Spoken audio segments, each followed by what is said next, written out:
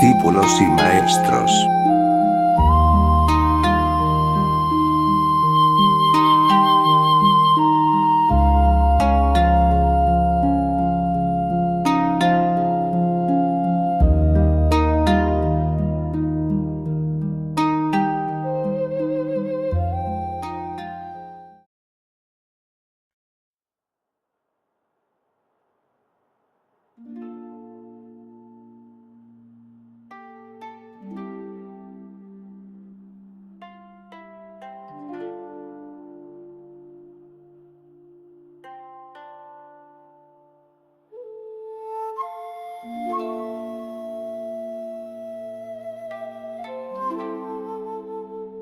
Mateo 4. 17. Desde entonces Jesús comenzó a predicar y a decir: arrepiéntanse, porque el reino de los cielos se ha acercado. 18. Jesús, caminando junto al mar de Galilea, vio a dos hermanos, Simón, llamado Pedro, y Andrés, su hermano, echando la red al mar, pues eran pescadores. 19. Y les dijo: síganme, y los haré pescadores de hombres. 20. Al instante dejaron sus redes y lo siguieron. 23.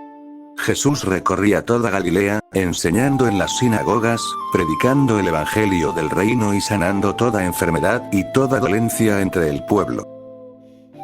24. Su fama se extendió por toda Siria, y le traían a todos los enfermos que padecían diversas enfermedades y tormentos, a los endemoniados, a los lunáticos y a los paralíticos. Y él los sanaba. 25.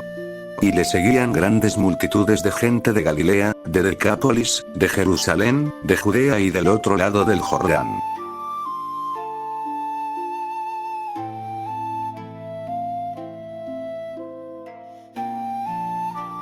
En una ocasión, le pidieron a un rabino que resumiera brevemente el mensaje de la Biblia.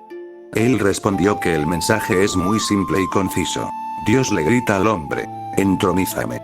Esto fue lo que sucedió aquella mañana en el río Jordán. Jesús desapareció, Dios fue entronizado. Jesús abandonó la casa, Dios entró. O existes tú, o existe Dios. Ambos no pueden coexistir. Si insistes en existir, abandona la búsqueda de Dios. No se cumplirá. Entonces es imposible, absolutamente imposible.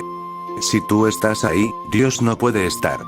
Tu mera existencia, tu mera presencia, es el obstáculo. Tú desapareces, y Dios está. Él siempre ha estado ahí.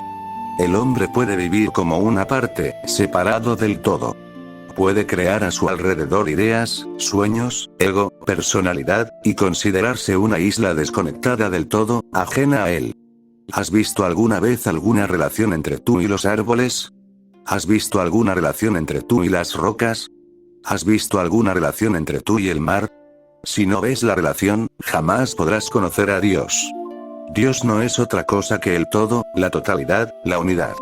Si existes como una parte separada, existes innecesariamente como un mendigo. Podrías haber sido el todo. E incluso cuando crees que estás separado, no lo estás. Es solo un pensamiento en la mente. El pensamiento no engaña a la existencia, solo te engaña a ti. El pensamiento es solo una barrera que impide que tus ojos se abran. Aquella mañana en el río Jordán, cuando Juan el Bautista inició a Jesús, lo mató por completo. Jesús desapareció. Y en ese instante de la nada surgió un Buda, lo que Buda llama Shunyata, vacuidad. Los cielos se abrieron y el Espíritu de Dios, como una paloma, descendió sobre Jesús y se posó sobre él. Esto es meramente simbólico. Jesús murió, Dios fue entronizado. En el budismo zen, esto es lo que se conoce como una transmisión especial, ajena a las escrituras. Juan el Bautista no le transmitió ningún conocimiento a Jesús, ni le legó ninguna escritura. Ni siquiera pronunció una sola palabra, sin depender de palabras ni letras. Solo una conexión directa con el alma del hombre. Contemplar la propia naturaleza, alcanzar la budeidad. Esto fue lo que sucedió aquel día. Los cristianos no han comprendido lo esencial. Lo que Juan el Bautista transmitió a Jesús no fue conocimiento, sino una visión. No fue verbal, fue existencial. Fue más bien un saber que conocimiento. Se transmitió una visión. Una nueva forma de ver el mundo y de estar en él, una transmisión especial que trasciende las escrituras. Por eso Jesús sintió inmediatamente la unión con Dios, pero se sintió separado de los judíos. Los judíos son el pueblo del libro. La Biblia no significa otra cosa. Simplemente significa el libro. Los judíos son el pueblo del libro, aquellos que han creído profundamente en las escrituras, que las han amado y confiado en ellas durante siglos.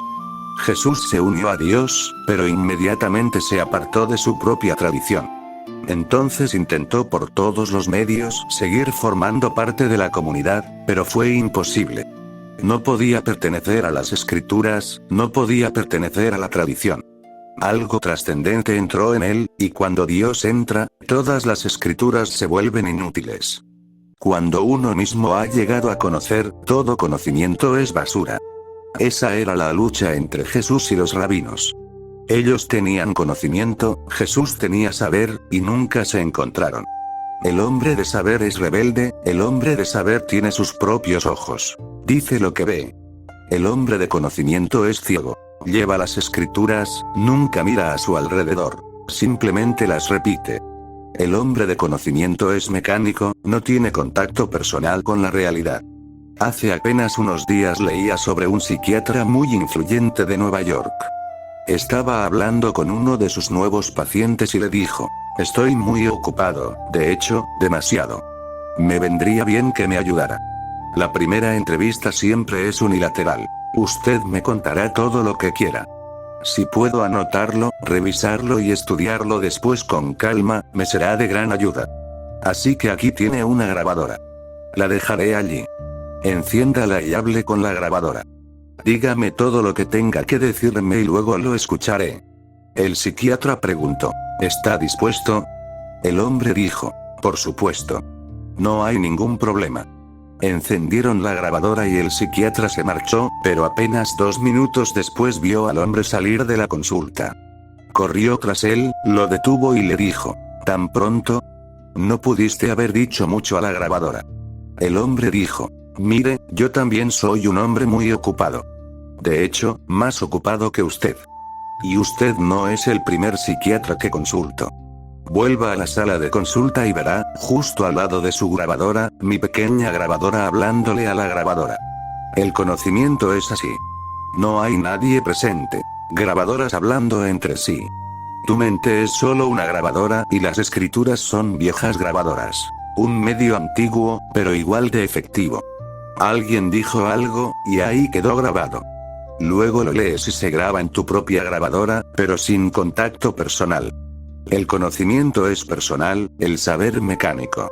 Mediante un enfoque mecánico jamás se puede descubrir la realidad, la verdad. Será un esfuerzo inútil. Se obtendrá mucha información, pero nunca se alcanzará la transformación. Se puede llegar a saber muchas cosas, pero nunca se conocerá lo que se necesita saber. El ser que uno es y el ser que lo rodea. Y lo que te rodea es lo mismo que está dentro de ti. Se necesita un contacto personal profundo. Aquella mañana en el río Jordán, Jesús tuvo contacto personal con lo divino. Juan el Bautista lo inició en la nada. Cuando vengas a mí, no vendrás a un hombre que sabe mucho, sino a un hombre que lleva dentro mucha vacuidad. Puedo compartir esa vacuidad contigo.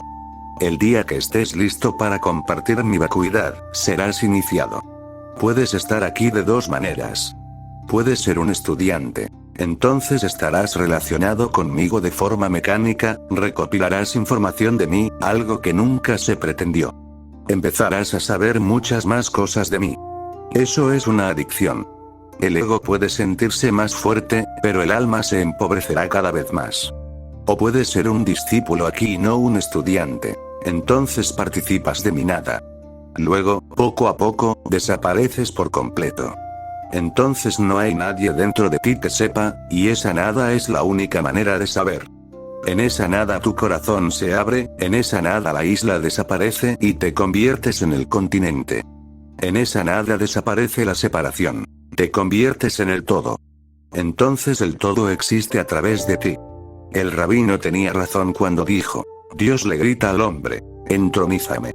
Jesús, Krishna, Cristo, Mahoma, Lao Tzu, todos son gritos de Dios al hombre. Entronízame. Inmediatamente, Jesús comenzó a predicar. Desde ese momento Jesús comenzó a predicar. Inmediatamente. El conocimiento requiere tiempo, el saber es inmediato. Si quiero compartir mi conocimiento contigo, llevará tiempo, pero si quiero compartir mi nada contigo, el tiempo no es necesario. Inmediatamente, aquí y ahora, es posible. Solo se requiere tu disposición. El tiempo no es un requisito en absoluto, puede ocurrir en una fracción de segundo. Cada vez que leo este evangelio, lo primero que me llama la atención es: en el momento en que Jesús fue bautizado, los cielos se abrieron y el Espíritu de Dios descendió como una paloma. Salió del río y se dirigió a la orilla. Allí se reunió una multitud y comenzó a predicar. Antes de eso, jamás había pronunciado una sola palabra, ni había enseñado nada a nadie. Así debe ser. Un maestro puede seguir enseñando sin saber, pero no un maestro. Hay muchos maestros, pocos maestros. Un maestro enseña a través de su conocimiento, y un maestro enseña a través de su saber. Un maestro se prepara durante años, y entonces puede enseñar. Pero un maestro, en un instante de valentía, en un instante de audacia, en un instante de muerte, en un instante de lanzarse a lo desconocido, se vuelve capaz de enseñar. Una vez que sabes, ese conocimiento mismo desea ser compartido. Una vez que alcanzas la dicha, esa misma dicha comienza a fluir, comienza a buscar el corazón. Una vez que lo logras, ya estás en camino de ser compartido por muchos. Jesús salió del río. Desde entonces, Jesús comenzó a predicar y a decir: arrepiéntanse, porque el reino de los cielos se ha acercado. Juan el Bautista decía lo mismo. Jesús podría haber dicho lo mismo con solo escuchar a Juan el Bautista. Era un predicador muy conocido, grandes multitudes lo visitaban y esperaban para escucharlo. Todos sabían que su mensaje era: arrepiéntanse, porque el reino de los cielos está cerca. Jesús seguramente lo sabía, pero nunca antes había pronunciado esas palabras. Pronunciar palabras tan grandilocuentes sin conocimiento es un sacrilegio, una traición. Jamás pronuncies palabras tan grandilocuentes a menos que te conozcas a ti mismo, porque puedes destruir la mente de los demás. Puedes llenar sus mentes con tu podredumbre. Si no lo sabes y sigues diciendo cosas a la gente, como ha sucedido en todo el mundo, vayan y observen a los sacerdotes en las iglesias, los templos y las mezquitas. Siguen enseñando y predicando, sin saber nada de lo que dicen. No son conscientes de lo que hacen. Son como grabadoras. Han aprendido, pero no comprenden. Han estudiado, pero carecen de visión propia. Sus corazones están tan muertos como los de aquellos a quienes predican.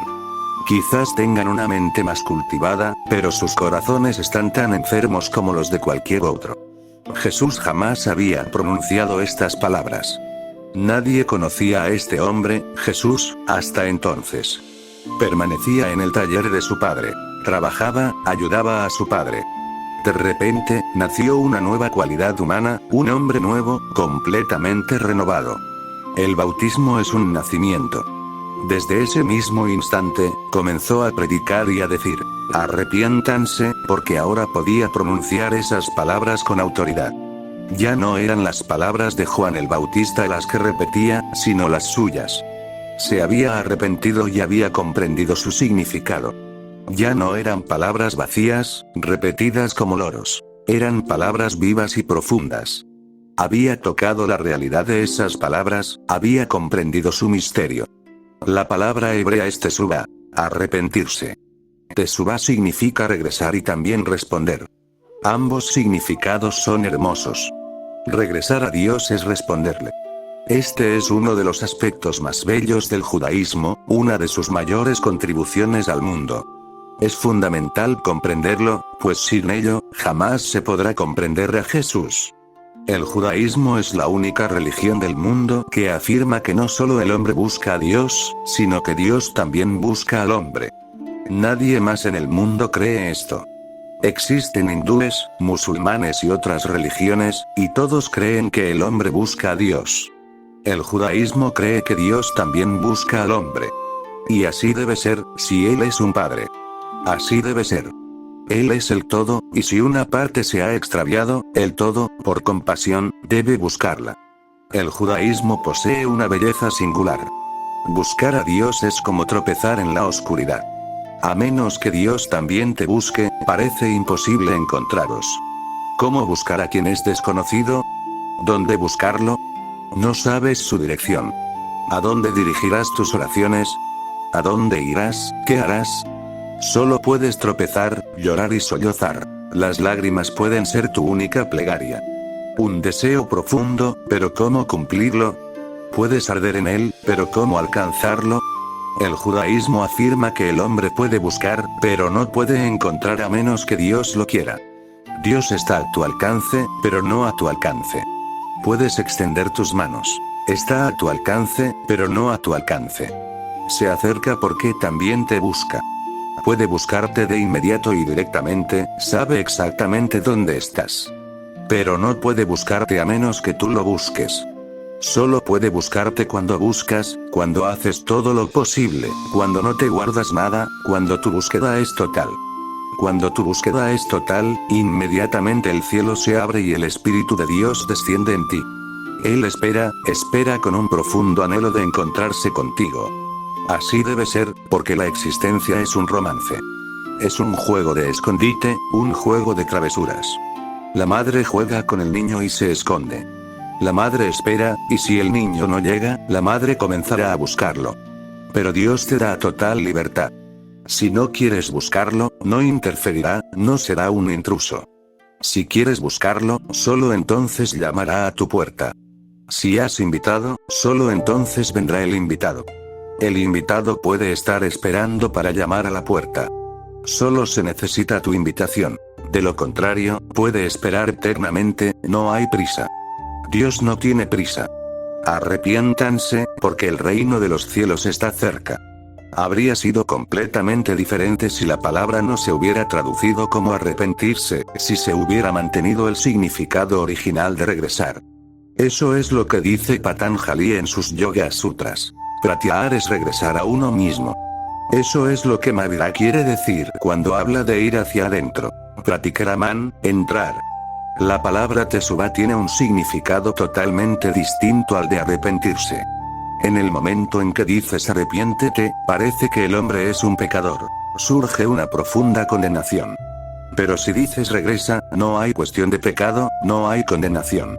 Simplemente significa que te has alejado mucho, que has jugado demasiado tiempo. Por favor, regresa. El niño ha estado jugando afuera y la tarde está cayendo. El sol se está poniendo y la madre llama. Por favor, regresa. Una cualidad totalmente diferente, una connotación totalmente diferente. No hay condenación, solo un profundo llamado de amor. Regresa. Escuchen bien la frase. Volved, porque el reino de los cielos está cerca. Toda condenación, todo pecado y toda la insensatez que ha generado culpa en el hombre desaparecen con una sola palabra bien traducida. Una sola palabra puede ser significativa, pero todo el cristianismo desaparecerá si se traduce arrepentíos como regresar. Todas las iglesias, el Vaticano, todo desaparecerá porque dependen del arrepentimiento. Si se trata de volver a la fe, y no estás condenado ni has cometido ningún pecado, entonces la culpa desaparece. Y sin culpa no puede haber iglesias, sin culpa el sacerdote no puede vivir. Él explota la culpa, te hace sentir culpable. Ese es su secreto. Una vez que te hace sentir culpable, tienes que buscar su ayuda porque pedirá perdón por ti, rezará por ti. Él sabe cómo rezar, tiene una relación más profunda con Dios. Te defenderá, intercederá por ti ante Dios y te mostrará el camino para no volver a pecar, para ser virtuoso. Te dará los mandamientos. Haz esto y no hagas aquello. Todas las iglesias del mundo se fundamentan en la palabra arrepentimiento. Si se trata simplemente de regresar, no se necesita al sacerdote. Puedes volver a casa. No se trata de condenación, nadie necesita purificarte. Nunca te has equivocado. Te habías alejado un poco, pero no hay nada malo en ello. De hecho, no podría haber sido así si Dios no hubiera querido que fueras tan lejos.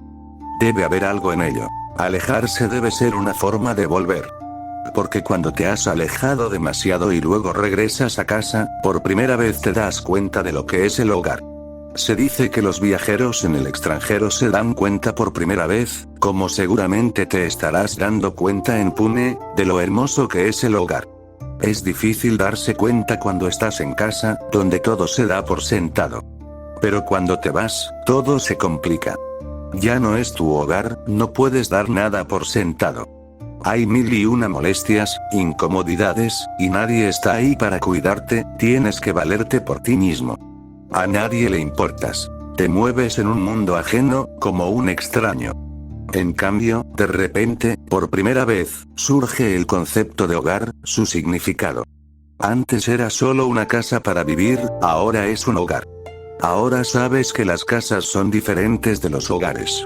Una casa es solo una casa. Un hogar no es solo una casa. Es algo más, más amor.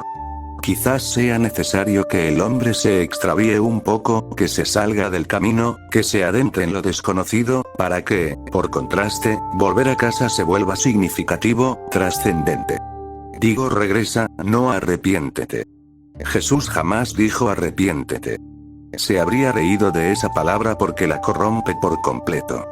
Ahora las iglesias saben bien que la palabra es una mala traducción, pero aún así insisten en ella porque se ha convertido en su fundamento. Regresar es muy sencillo. Depende de ti y de tu Dios. No se necesita ningún mediador, ningún agente. Desde entonces, Jesús comenzó a predicar y a decir: vuelvan, porque el reino de los cielos está cerca. Otro significado de la palabra hebrea teshuva es respuesta. Tu regreso es tu respuesta. ¿Respuesta a qué? Respuesta al clamor: entronízame. La respuesta a la pregunta que Dios te ha estado haciendo: vuelve a casa. Esta es, una vez más, una hermosa contribución del judaísmo. Cada religión ha aportado algo original. El judaísmo afirma: Dios pregunta, el hombre responde. Normalmente, otras religiones dicen que el hombre pregunta y Dios responde. El judaísmo dice: no, Dios pregunta, el hombre responde. En el momento en que respondes, ese es el regreso. En el momento en que el niño dice: sí, ya voy, ya está en camino. ¿Has escuchado la pregunta? Si aún no la has escuchado, ¿cómo podrás responder? La gente viene a mí y me pregunta: ¿dónde está Dios? Yo les digo: olvídense de Dios. ¿Han escuchado la pregunta? Dicen: ¿qué pregunta? La pregunta que Dios hace. Si no has escuchado la pregunta, no puedes saber dónde está Dios. En el momento en que escuchas la pregunta, la dirección es clara. En el momento en que escuchas la pregunta que surge en lo más profundo de tu ser, en tu núcleo más íntimo, y se convierte en una constante inquietud en tu corazón. ¿Quién eres? ¿Por qué estás aquí? ¿Por qué sigues existiendo? ¿Para qué? Si la pregunta ha surgido en tu corazón, sabrás que Dios existe, porque quien hace esta pregunta, tú no puedes hacerla. Eres inconsciente, un sueño profundo. No puedes preguntar. En algún lugar más profundo de ti, Dios pregunta: ¿quién eres? Si has escuchado la pregunta, conoces la dirección. Y la respuesta solo puede ser: regresa. Sigue esa dirección, vuelve atrás. Tus preguntas son falsas. No las has escuchado. Alguien más te las ha enseñado. Tus preguntas son falsas y, por lo tanto, tu respuesta también lo es. Aprendes la pregunta de otros, aprendes la respuesta de otros y sigues siendo un farsante. La palabra falso proviene de teléfono. ¿Lo has observado alguna vez? Escuchar a alguien directamente, a tu esposa, esposo o amigo, cara a cara, es real porque hay un contacto personal. Pero escucharlo por teléfono se vuelve todo falso. Nunca se sabe quién está al otro lado, si la persona está realmente allí o si es una grabadora. Nadie lo sabe. Y el sonido parece provenir no del corazón, sino del mecanismo. ¿Alguna vez has observado a la gente? Yo he observado a algunas personas, conozco a algunas que se ponen las gafas cada vez que hablan por teléfono. Me preocupaba. ¿Qué pasa? La persona no está ahí, ¿a quien intentas ver? Solo un profundo deseo de ver a la persona. Un profundo deseo. de lo contrario, todo parece falso. Pero así es como la mente se ha corrompido. Una vez fui con un amigo a visitar el Taj Mahal. Él es un buen fotógrafo. No tuvo tiempo de ver el Taj Mahal. Lo estaba viendo a través del objetivo de la cámara. Le dije, hemos venido aquí para ver el Taj Mahal. Dijo, olvídalo. Es tan bonito que sacaré fotos y las veré en casa. Esas fotos están disponibles en todas partes. ¿Qué necesidad hay de venir al Taj Mahal? La visión directa se ha perdido. Nació el primer hijo de Mullah Nasruddin. Fui a verlo. El Mullah estaba sentado con el niño, un niño pequeño, hermoso. Dije, ¡qué hermoso! Dijo, esto no es nada. Tienes que ver las fotografías. Falso. Todo se vuelve cada vez más indirecto. Entonces pierde el contacto con la realidad, la concreción, la claridad. Entonces se aleja. La respuesta solo puede ser verdadera si la pregunta ha sido realmente escuchada. Todos los días me encuentro con alguien que dice, quiero meditar, quiero buscar, pero no pasa nada. Se queja como si la existencia no hubiera sido justa con él. No pasa nada. Pero lo miro a los ojos. Su deseo es falso. En primer lugar, nunca quiso meditar. Vino como parte de la multitud. Alguien más venía, un amigo venía, y él lo siguió. O tenía vacaciones y pensó, vamos a ver. No pasa nada.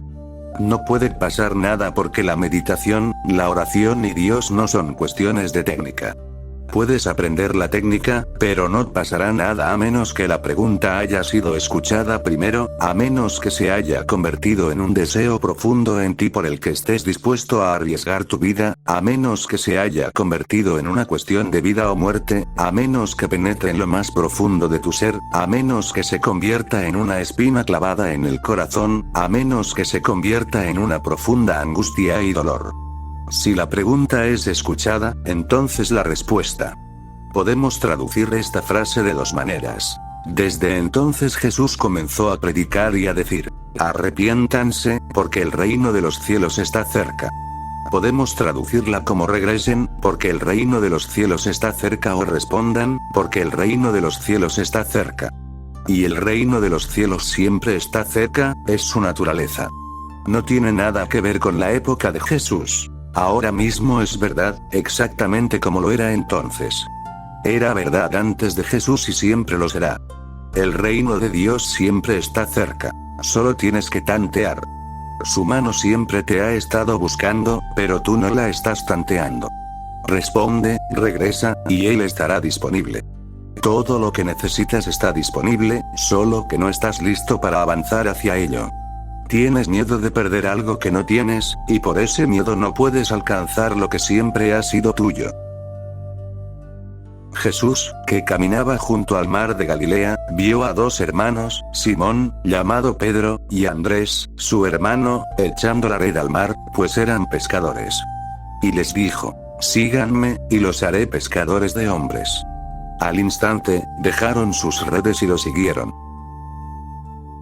Esto ocurrirá muchas veces en la vida de Jesús. Te sorprenderá la calidad de las personas con las que se relacionaba. Gente sencilla, campesinos, aldeanos, pescadores, carpinteros, gente auténtica, no falsa. Quienes viven en armonía con la naturaleza son auténticos, porque con la naturaleza hay que ser auténtico. De lo contrario, la naturaleza no se adaptará. Con la naturaleza hay que estar vivo, de lo contrario no se podrá convivir con ella. Cuanto más rodeado estés de cosas artificiales, más artificial te volverás. Si vives rodeado solo de mecanismos, te convertirás tú mismo en un mecanismo. Se dice que a un hombre se le conoce por sus compañías. Yo les digo, a un hombre se le moldea por sus compañías. Si vives rodeado de aparatos mecánicos, como vive el hombre moderno, poco a poco te vuelves irreal. Si vives en contacto con la naturaleza, con los árboles, las rocas, el mar, las estrellas, las nubes y el sol, no puedes ser irreal, no puedes ser falso.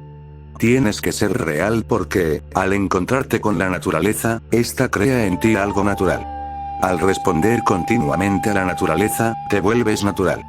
Un hombre que vive en armonía con la naturaleza siempre confía. Un agricultor que siembra tiene que confiar. Si duda, jamás sembrará, pues existen mil y una dudas posibles. Si la tierra se comportará igual que el año pasado o no. Y quién sabe, tal vez haya cambiado de opinión. ¿Quién sabe si lloverá o no? ¿Quién sabe si el sol saldrá mañana por la mañana o no? Sentado cómodamente en tu sillón, rodeado de libros, puedes dudar. No hay nada en juego. Pero si un agricultor que trabaja en el campo con la tierra duda, está perdido. Si un pescador duda, está perdido. Al vivir en armonía con la naturaleza, surge la confianza. La confianza es natural para el ser humano, al igual que la salud. La duda es antinatural, al igual que la enfermedad. Un niño nace confiando. No me refiero al niño moderno. Quizás un niño moderno no nace confiando porque nace en un clima de escepticismo. Un día estaba leyendo un cuento, una madre le estaba contando un cuento a su hija.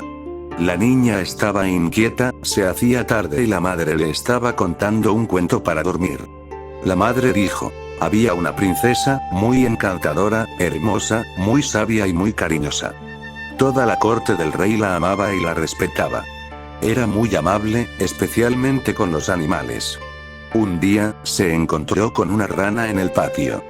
Temiendo que alguien la pisara, la llevó a su habitación. A la mañana siguiente, se llevó una sorpresa. La rana se había convertido en un apuesto príncipe. Y el príncipe le pidió matrimonio.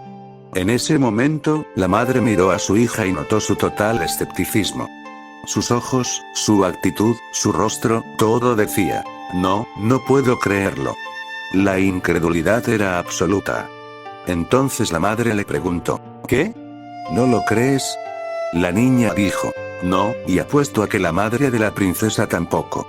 El clima actual es de escepticismo. Incluso un niño duda, es escéptico. Antiguamente, hasta los ancianos confiaban. Reinaba un ambiente de confianza y fe. Eran personas sanas. Observa tu interior. Cada vez que dudas, algo se encoge. Te vuelves pequeño e insignificante. Te endureces, te estancas y dejas de fluir, te congelas. Cuando surge la confianza, vuelves a fluir. Los bloqueos se disuelven y te expandes, te vuelves inmenso. Cuando confías, alcanzas la plenitud de la vida. Cuando dudas, caes en la muerte. Debido a la falta de confianza del hombre moderno, las drogas han comenzado a resultarle muy atractivas. Parece no haber otra forma de experimentar la sensación de un ser y una conciencia expandidos. Las drogas son métodos químicos para sentir, por unos instantes o unas horas, una expansión de la conciencia. La confianza te la brinda de forma fácil y libre. La confianza no te la da por unos instantes. Se convierte en una cualidad eterna en ti. Y la confianza no tiene efectos secundarios. Si me preguntas, te diré que la confianza es la única droga confiable para expandir la conciencia.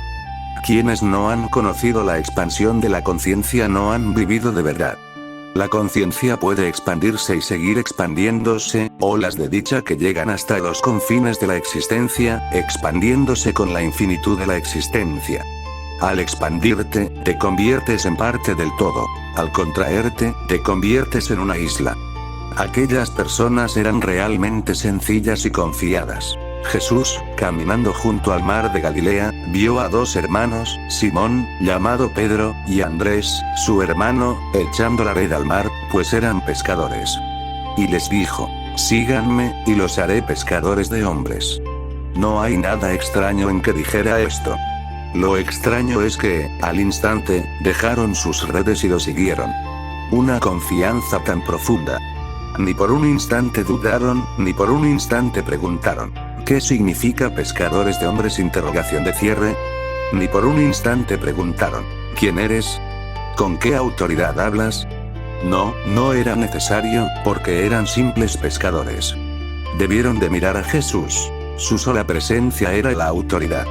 Si tienes ojos de confianza, nadie puede engañarte. Te engañan por tu duda y luego piensas que necesitas más dudas, de lo contrario te engañarán aún más. Entonces te engañan más y se crea un círculo vicioso. Dudas para no ser engañado, pero te engañan por tu duda. Si confías, nadie puede engañarte. ¿Qué quiero decir con si confías, nadie puede engañarte? ¿Acaso tu confianza impedirá que alguien te engañe? No, pero cuando confías, tienes ojos para ver. El engañador quedará al descubierto de inmediato, desnudo. Me gustaría que recordaras esto como criterio. Un hombre que confía no puede ser engañado. Si es engañado, debe tener dudas en su interior, porque solo cuando la duda nubla la visión se pierde. Cuando se tiene la capacidad de ver con claridad, la sola presencia de la persona revela si es un engañador o no. Debieron haber mirado. El sol debía estar saliendo sobre el mar, estaban listos para echar sus redes. Debieron haber vuelto la vista hacia aquel hombre. ¿Qué clase de hombre es este Jesús? En aquella mañana silenciosa, debieron haber sentido la presencia de Jesús.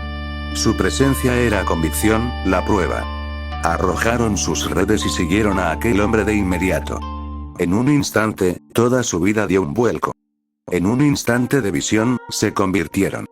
Jesús dijo: síganme, y los haré pescadores de hombres. ¿Hasta cuándo echarán sus redes al mar? ¿Hasta cuándo se limitarán a pescar? Los haré pescadores de hombres. Y así lo hizo. En aquellos tiempos, resultaba casi increíble, y aún hoy lo es, cómo Jesús transformó a personas comunes en seres extraordinarios. Buda transformó a Mahakasyapa, Sariputta, Mandgalian y Ananda, pero el mérito recae más en ellos que en Buda, pues eran seres excepcionales. Si Mahavira transformó a Gautama y Sudharma, el mérito se debe más a sus discípulos, pues también eran seres excepcionales. Pero Jesús era tremendamente poderoso. Pedro, un pescador sin educación, o Andrés, Mateo, Tomás o Juan, todos ellos pobres y sin educación que se habrían perdido entre la multitud y a quienes no se habría podido encontrar, no eran más que piedras, guijarros comunes en el camino, y Jesús los transformó en coinowers. Mahakasyapa fue un ser excepcional. Es muy probable que, incluso sin Buda, se hubiera convertido en Buda. Quizás le habría llevado un poco más de tiempo, pero parece casi seguro que se habría convertido en Buda incluso sin él. Pero pensemos en Simón Pedro o en su hermano Andrés. Nadie puede concebir que, sin Jesús, hubieran podido llegar a ser nada. No solo lo prometió, sino que realizó el milagro. Síganme, y los haré pescadores de hombres. Y ciertamente, más hombres han caído en la red que Jesús lanzó al mar de la humanidad que en cualquier otra. La mitad del mundo está atrapada en ella.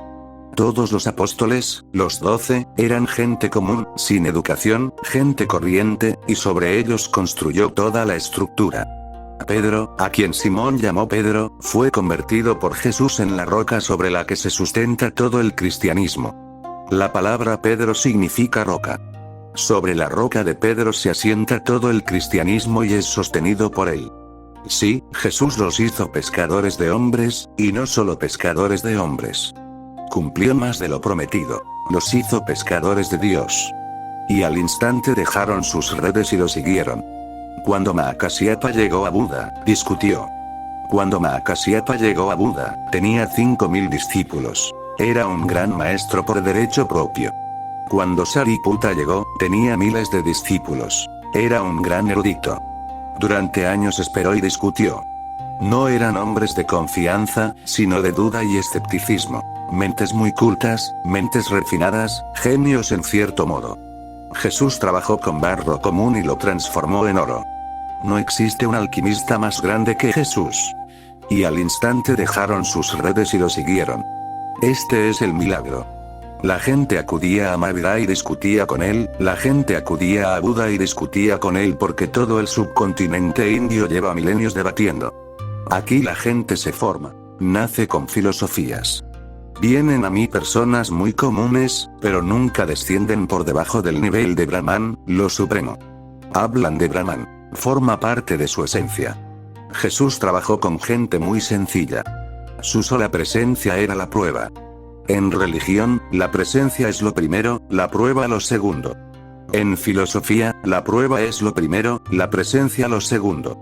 Sariputta solo se abriría a Buda cuando éste se hubiera demostrado a sí mismo, cuando hubiera argumentado por sí mismo, cuando hubiera derrotado por completo a Sariputta y a su mente. Entonces se abriría. La prueba era lo primero, la presencia lo segundo. Pero con Jesús y la gente con la que trabajaba, no eran teólogos, ni filósofos, ni argumentadores, no. Eran gente sencilla, gente común de la naturaleza, como árboles, rocas y ríos. Para ellos la presencia es lo primero, la prueba viene después. De hecho, la presencia es la prueba. Se enamoraron. Esa es la única manera de expresarlo correctamente. Miraron a Jesús y se enamoraron. Cuando uno se enamora, lo sigue. Entonces no hay duda, simplemente lo sigue porque su corazón sabe más que su mente. Su corazón ha sentido algo del misterio, algo de Dios. Su corazón ha sentido la presencia, algo que no es de este mundo. Eso es suficiente. Han probado algo. Simplemente lo siguen. Y al instante dejaron sus redes y lo siguieron. Jesús recorría toda Galilea, enseñando en sus sinagogas, predicando el evangelio del reino y sanando toda enfermedad y dolencia entre el pueblo. Esto debe entenderse desde una perspectiva totalmente nueva, no como lo han intentado los cristianos, sino desde una perspectiva totalmente nueva. La nueva luz que la ciencia moderna ha arrojado sobre el fenómeno de la enfermedad. Una enfermedad, cualquiera que sea, surge primero en lo profundo de la mente y luego se extiende hacia el cuerpo. Puede tardar mucho en manifestarse. El camino es largo. No te das cuenta de ella cuando está en la mente. Solo te das cuenta cuando ataca con fuerza las raíces del cuerpo. Siempre sientes la enfermedad en el cuerpo, pero siempre se origina en la mente. En ese momento no eres consciente de ella, así que no puedes hacer nada al respecto. Pero cuando llega al cuerpo, entonces, por supuesto, empiezas a buscar un médico, alguna ayuda. El médico, al verla en el cuerpo, comienza a tratarla en el cuerpo. Se puede tratar en el cuerpo, pero entonces surgirá otra enfermedad porque el tratamiento no ha llegado a la raíz del problema. Has estado cambiando el efecto y no la causa. Si se puede cambiar la mente, la enfermedad desaparecerá del cuerpo de inmediato. Así lo demuestra la investigación moderna sobre la hipnosis. Toda enfermedad, al menos en principio, puede transformarse, cambiarse y desaparecer si se modifica la mente. Y lo contrario también es cierto. Si la mente se convence mediante la hipnosis, también puede crearse una enfermedad. Hace apenas 2 o 3 días, alguien me envió un artículo de gran importancia. Un hombre, un médico de California, ha tratado a muchos pacientes con cáncer únicamente mediante la imaginación. Esta es la primera pista que abre la puerta, y no a un solo paciente, sino a muchos. Lo que hace es, simplemente, pedirles que imaginen. Si tienen cáncer de garganta, les dice que se relajen e imaginen que toda la energía de su cuerpo se dirige hacia la garganta y que el tumor está siendo atacado por esa energía, como flechas que vienen de todas partes, dirigiéndose hacia la garganta y atacando la enfermedad. En 3, 4 o 6 semanas, el tumor simplemente desaparece sin dejar rastro, y el cáncer se considera incurable. El cáncer es una enfermedad moderna. Ha surgido a causa del estrés, la tensión y la ansiedad de la vida. De hecho, hasta ahora no se ha encontrado una cura para él mediante tratamientos físicos. Pero si el cáncer se puede tratar con la mente, todo se puede tratar con la mente. Los milagros de Jesús ocurrieron porque la gente tenía mucha confianza. Una vez que sucedió, él iba caminando cuando se acercó una mujer muy pobre, asustada y preocupada por si Jesús la atendería o no, pues siempre estaba rodeado de tanta gente. La mujer pensó para sí misma: solo toca el manto de Jesús por detrás, ella quedó curada. Jesús la miró y la mujer comenzó a darle las gracias. Cayó a sus pies, muy agradecida. Él le dijo: no me des las gracias a mí, sino a Dios. Tu fe te ha sanado, no yo. El mundo estaba sumido en la confianza, la gente arraigada en la fe. Entonces, surgió la idea: si Jesús toca mis ojos, se curarán. Esa misma idea se convirtió en la causa principal de la curación. No es que Jesús cure. Si eres escéptico, Jesús no puede ayudarte, entonces no podrá curarte. Estaba leyendo una historia. Un día, Jesús salía corriendo de un pueblo. Un campesino que trabajaba en sus campos lo vio correr y le preguntó: ¿qué te pasa? ¿A dónde vas? Pero él tenía tanta prisa que no quiso responder. Entonces el granjero lo siguió, lo detuvo al cabo de un rato y le dijo: por favor, dígame, me he vuelto muy curioso. Si no me lo dice, esto me atormentará una y otra vez. ¿Por qué corría? ¿A dónde iba? ¿De quién huía? Jesús dijo: de un necio. El granjero se echó a reír. Dijo: ¿qué dices? Sé muy bien que has curado a ciegos, has curado a personas que estaban a punto de morir. He oído que has curado a personas que ya estaban muertas. ¿Acaso no puedes curar a un tonto? Jesús dijo: no. Lo intenté, pero no pude porque es un necio y no me cree.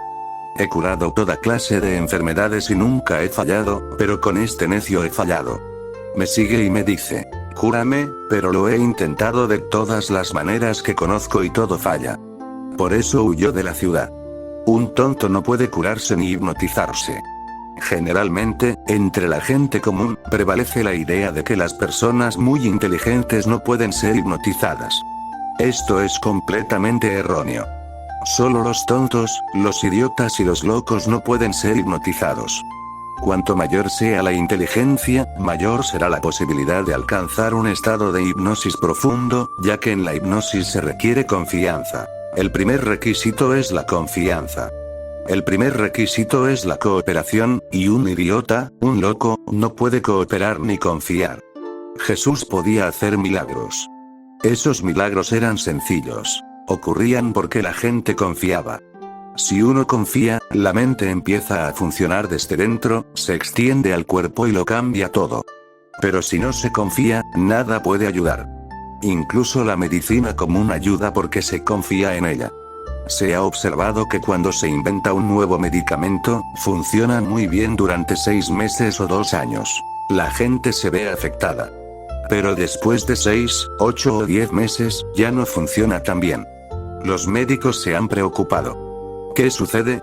Cuando se inventa un nuevo medicamento, se cree más en él que en uno antiguo. Ahora se sabe que existe la panacea y que me ayudará.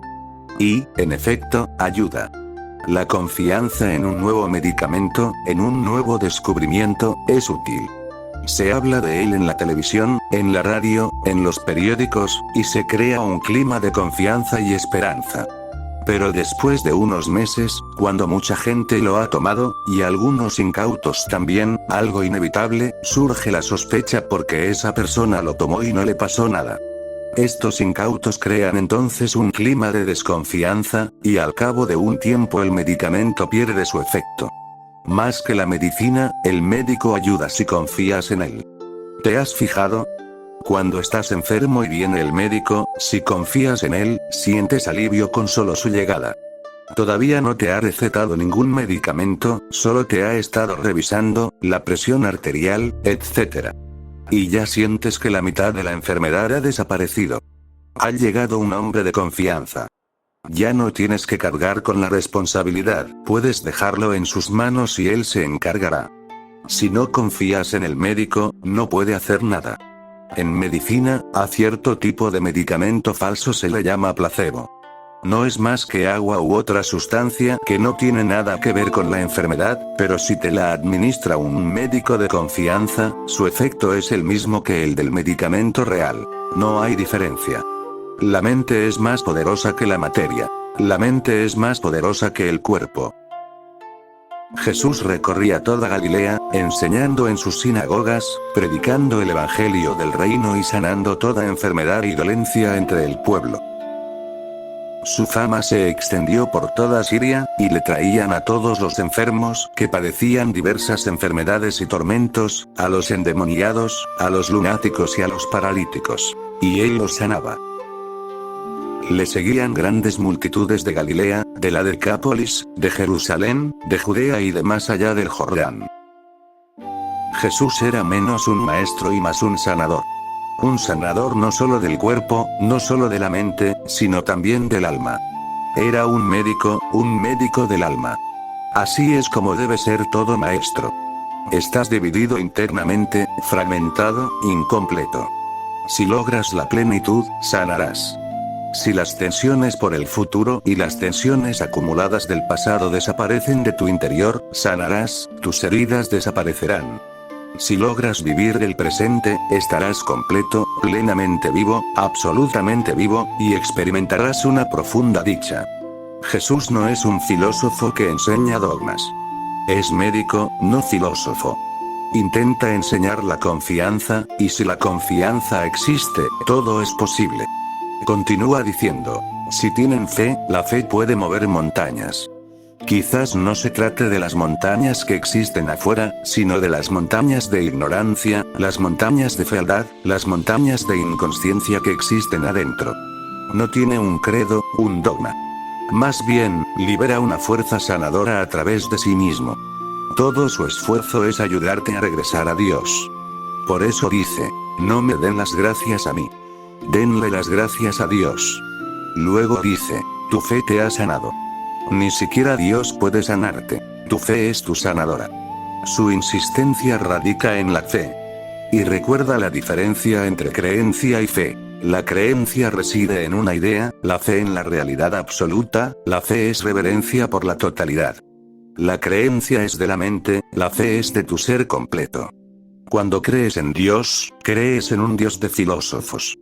Cuando crees en Dios, Dios es una idea, una doctrina. Se puede probar o refutar y no te transformará. Pero si tienes fe, ya te ha transformado. No diré que te transformará.